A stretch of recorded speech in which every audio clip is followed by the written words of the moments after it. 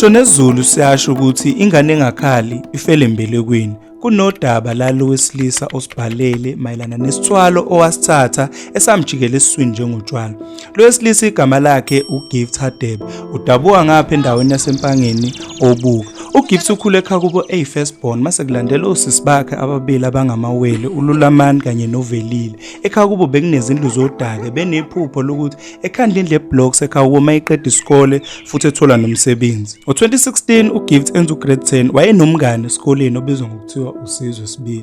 uSizwe kanye nabazali bakhe bebedabuka eMozambique kodwa bebenobuzwe la eSouth Africa. Bebengabangani bezwana baba ngabangani uDu baze baqeda isikole. Uthe mayiqeda isikole ngo2019 waba negap year ngoba wayengaka decide ukuthi ufuna umsebenzi noma ufuna ukuyofunda. Then the following year ngo2020 uke wahamba waye college okwenza icarpentry skill sa 6 months. Uthe nje mayisiqeda immediately wafuna umsebenzi. Umsebenzi ufune njalo from 2020 kwaze kwa2023. Kuthe ngo2023 wabona ukuthi umsebenzi akawuthuli. Omunye umngane wakhe kwamakhelwane wamcebisa ukuthi ongcono akahambe eyocosha amathini edrobheni ewadayisa station. Uke wakwenza lokho wacosha amathini futhi wabona ukuthi kuyamsebenzela lokho ngoba ebeseba nayo imali yokuthenga ama cosmetics. Kuthe ngo2024 wazwana nabanye abafana nabo bebecosha amathini edrobheni bamxhumanisa nabanye futhi ababekade beqhuba ingqola. Waqashwa kwesinye isitolo esempangeni waqhuba ingqola. Abafana laba bebephuza bebhema benza nje yonke into beyijabulisa. Ke bamfundisa ugwayi waqala naye wabhema. Kusenjalo nje sabhema ugwayi bamintroduce kwinsango. Wayibhema nensango waze wawele ungeni. Thema ewele ungeni wanzima kuyena ngoba le mali eyingqola bekumele ukuthi ethengele unga mase ngasakwazi ukuthi ethengele impahla zokugqoka kanye nezinye izinto ayidinga. Uvele wabhema iwunga uDu waze waba addicted wayiphara. Uthe eseyiphara njengoba nje beqhuba ingqola lana kwangamhambela kahle ngoba bese bebaningi abantu abaqhuba ingqola futhi imali bese beyithola ibisincane. Ukwacabangisa lokuthi akabuyele ekhaya kubo obuka afike eNtshontshe TV kanye nemali kamama wakhe yesitokofela ebuyele edrobheni. Na kanjalo wahamba ubuyele ekhaya kubo ntshontsha lezinto wabuyele edrobheni. Kwaba ukumgcina ekhaya kubo. Ke wayidla le mali wadayisa neTV wavele wayiphara futhi wasaba ukubuyela ekhaya kubo. Kuthe ngelinye ilanga nje separking lot yasekhasini emfolozi la empangeni wabona umngane wakhe uSizwe eserich ehamba ngenye imoto yonyunyuva emnyama. Uthe uthi uyacasha uGift kanti umngane wakhe usembonile. Uke waqhela lapho kanti uSizwe usembonile wamlandela waze wamthola. Uthe mayemthola uSizwe waphatheka kabi kakhulu futhi wafikelwa yisihe ukubona umngane wakhe wakudala eseyiphara. Kwamfaka emotweni wathi abaye emzini wakhe uSizwe bese sihlala eRichards Bay Arboretum enomuzi. Thema befika khona wazama ukumyekisa iwunga ngoba waze wamthengela ngisho imethadone okuyiyona ekhipha iwunga emzimbeni. Uthe masembona ukuthi useright wamthengela impahla kanye necellphone wambuyisela ekhaya kubo obuka. Bajabula kakhulu abazali bakhe ukumbona uGift. Kodwa uGift ukwabona ukuthi njengoba impilo yakhe isishintshile akasesiliphara kodwa still impilo yakhe imile. Uyawudinga umsebenzi, uyadinga ukusimamisa impilo yakhe kuze naye ebuyele esimeni futhi ekhandela uma wakhe umuzi njengoba wayefisa. Okwaqala wamfonela uSizwe futhi emtshela ukuthi akamzamele noma umsebenzi nje omncane ngoba uyabona ukuthi useme kahle empilweni. Kodwa uSizwe ukwayishaya indiva lonto wakhombisa ungamnaki nje walokho eqhubeka emfonela uGift wagcina uSizwe esengasayibamba ifoni. uGift ukwaqhubeka emfonela uSizwe eshintsha inamba enzela ukumthola. Uthe ngelinye ilanga nje wamfonela wayibamba uSizwe ifoni. Uthe mayebamba umbuzo ukuthi ufunani. Waqhubeka uGift ethi udinga umsebenzi ucela ukuthi emtakule empilweni. Wavele wathi uSizwe kuzomela ukuthi behlangane uzofika obuka. Uthe uSizwe mayifika obuka baba nengxoxo encane kanye noGift. uGift ukwazi endlala kuSizwe emtshela ukuthi ubhekene nezinto eziningi udinga umsebenzi. Kodwa uSizwe wathi impilo ayilula ungayibuki ngalendlela oyibonayo njengamanje. Kodwa uGift wakuveza ukuthi yena uyawudinga umsebenzi, udinga imali kuze ekhandele uma wakhe umuzi. Uke wayicabanga lento nje imizuzwana emncane uSizwe wambuza ukuthi uyimisele ngempela yini ukuthi engathatha noma ngabe yini kuze simamisa impilo yakhe. Uke wavuma uGift wathi noma ngabe yini. uSizwe kwamtshela ukuthi kunenye inyanga eseMozambique engakwazi ukuthi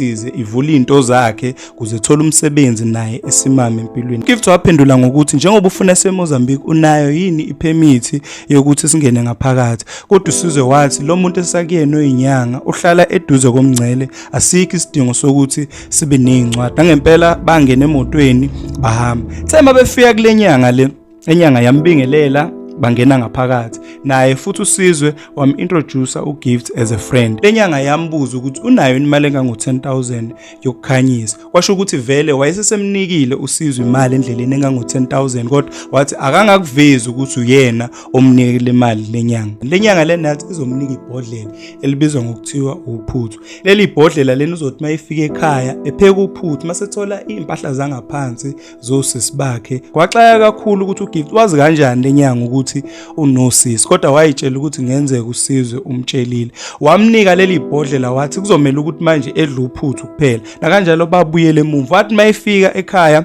wafika wathatha leli ibhodlela leli walifaka phakathi wapheka uphuthu, wasethola impahla yangaphansi yosisi bakhe njengoba lenyanga yayimlayela ukuthi uzothi nje eyintathu eseliphekile lolu phuthu masehamba eyolugqibela endaweni esehlane engahambi umuntu. Nakanjalo wahamba ngeyintatha wahamba wayehlane waligqibela lolu phuthu. Lenyanga futhi yayimtshelile ukuthi uzothi mase seligqibele lolu phuthu then after 7 days uzobe sehamba ke yofesa kwezinye inkampani athanda ukufesa kuzona. Wahamba wayofesa kuzo zonke inkampani eRichards Bay.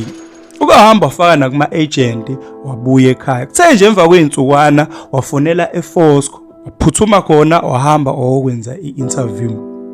Kuthe nje sesendleleni esebuyele emuva wathola ucingo ukuthi bamqashile eFosco futhi uthola iposition ephezulu.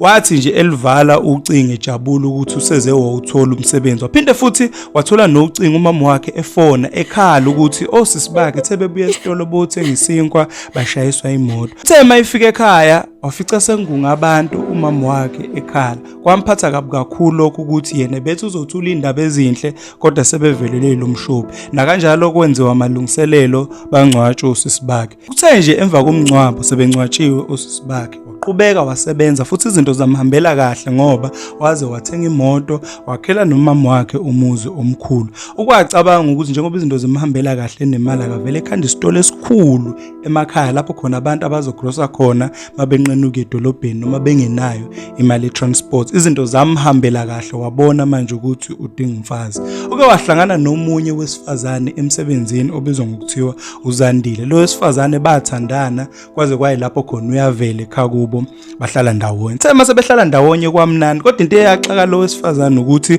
uzomela ukuthi amphakele uphuthu kuphela akakudli okunye ukudla. Then ikhamba isikhathi lo wesifazane waqala waba namaphupha amabi. Eqala ekinywa lamawele ekubeni yena akawazi. Lonto yamhlupha kakhulu methi mayibuza umyeni wakhe ethi naye akazi ukuthi lento yenziwa yini ngoba ngisho nezinyanga bengakhona ukumsiza lo wesifazane. Lo wesifazane ukwanaka ukuthi mase ekhaya kubo leli iphupho leli alizi liza nje mase emzini wakhe. Ukwavele wadikila ngenxa yokuthi lento yayisimhluphe kakhulu wesifazane wabuyela ekhaya kubo.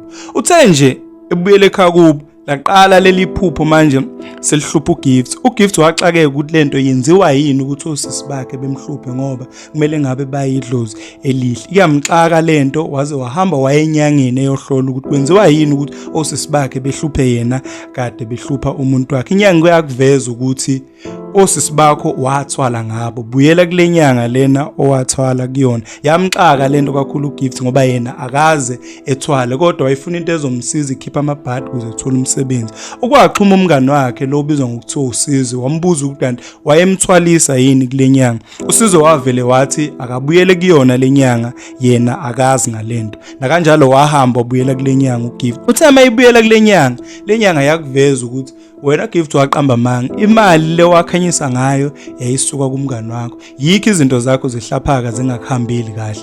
Waxakeka ukuthi hawu lokho kuhlangana kanjani nalokho ngoba umngane wakho wayemsiza ukuthi ekhanyise futhi ethola umsebenzi. Le nyanga yakuveza ukuthi kwakumele ukuthi imthwalise uGift ngoba wayenamabhadi amaningi. Izinto zakhe ilunge kwakumele ukuthi ethwale ngosisi bakhe. Kwamphatha kabi kakhulu lokho ngoba yena wayengaqondile ukuthwala ngosisi bakhe futhi wayefuna ukushintsha impilo yakhe. Le nyanga amtshela ukuthi ikhona isolution kuyo yonke lento lento. Le nyanga lena yathi kukabili It's either ulalwa abantu besilisa noma uthatha impahla kama wakho uphinde futhi ugovuza lolu phuthu then umama wakho uzothi mayishona masiyaphela yonke lento. Wakuthola kunzima kakhulu lokho ngoba futhi wayekusaba ukulala abantu besilisa phinde futhi nabo bemlala. Wabona ukuthi okungcono akavela aphume kule nyanga eyothola usizo kwenye indawo. uGift ukuthola kunzima ukwenza lezi zinto. Ucela noma ngabe ubani ongakwazi ukuthi emlekelele ukuze ephume kulesi sithwalo ngoba useyihambile inyanga impela kodwa ayikwazi ukuthi zimsize kuloko. Ucela noma ubani